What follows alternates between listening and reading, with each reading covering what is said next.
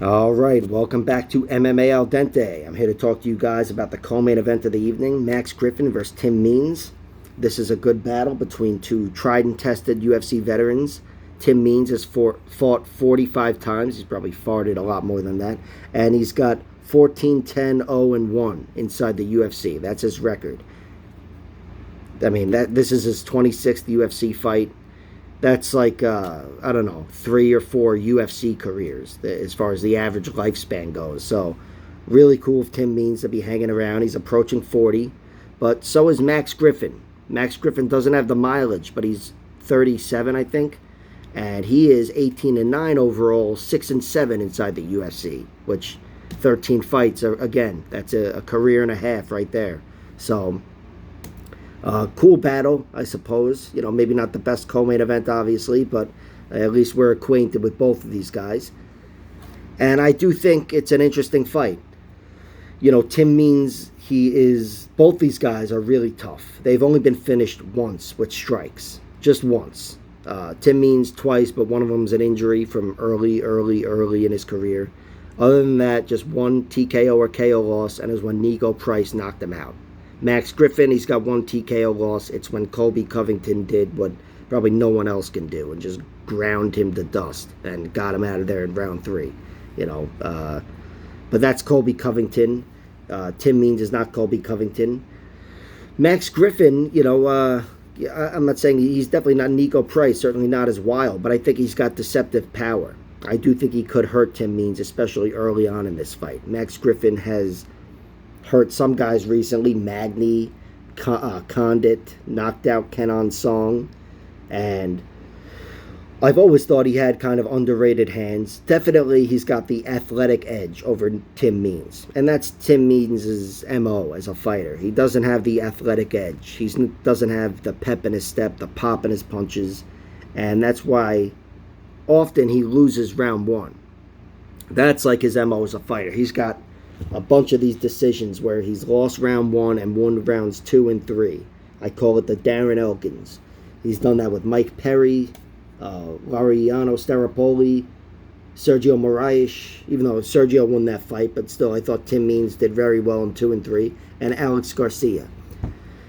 Now, Max Griffin's got a few of those losses where he was winning round 1 and dropped the 2nd and 3rd against Neil Magny and against Curtis Millender. He's also had some fights where he's won round 3 after getting his ass kicked for 2 rounds against Alex Oliveira and Alex Morono. So I don't want to make it like it's a trait of his, something you can rely on. But I do think there is room for Tim Means to fight that fight where he slows Max down in the clinch maybe. And maybe if he got him down, that would be awesome.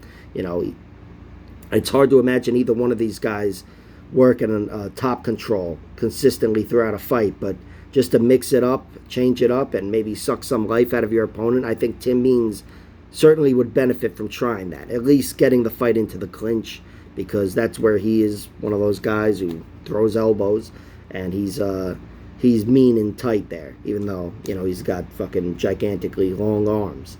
But Max Griffin, I do think, again, his speed, him cutting those angles, his overall athleticism, and potentially his underrated power, combined with Tim Means' potentially compromised chin. You know, again, he's got the 1 KO loss, but he's been hurt lately to Kevin Holland, to D-Rod, you know, and the Nico Price knockout was just like, you know, one and done. It was kaboom. It was a bad knockout. So for a guy that's approaching 40, both of these guys are, but Tim Means is an extra year older, and he's got an extra, I don't know, 100,000 miles on his vehicle, so to speak. I don't have all the faith in his chin. I really don't. But if he doesn't get knocked out in round 1, I expect this to go to a decision, and I do expect Tim Means to put himself back in that fight. You know, I'm saying I think he's going to lose round 1, but then I expect Tim Means to fight his way back into the fight. Still, if I had to give you a prediction, I would go with Max Griffin. Max Griffin via decision would be my prediction. I think he generally out-hustles Tim Means. I know Max is very tough. It's going to be tough to, you know, for him to give up any sort of a big moment in this fight. And I think I favor him to win overall. And of course, a little bit of that favoritism is because I think there's a chance he gets a first-round knockout. I'm not married to it, though. I did sprinkle something on it. Not even knockout, just round one flat, because it's very close in odds. Plus 600 for round one knockout, plus 575 for round one. You know, submission or knockout, or DQ, or whatever. So I played that. But overall, I like Max Griffin to win a decision. And I do think he's going to. But you can't count Tim Means out. And Tim Means at plus 290 to win a decision, because if Tim Means wins, it is a decision, most likely, in this fight. You know, against anyone else, the TKO is more likely. But Max Griffin being so tough, I'd say Tim's got to out-hustle him to win rounds 2 and 3. Decision plus 290, absolutely worth a sprinkle to hedge on the Max Griffin bets. But yeah, that's pretty much my breakdown. I hope it's a good fight. I expect it to be close.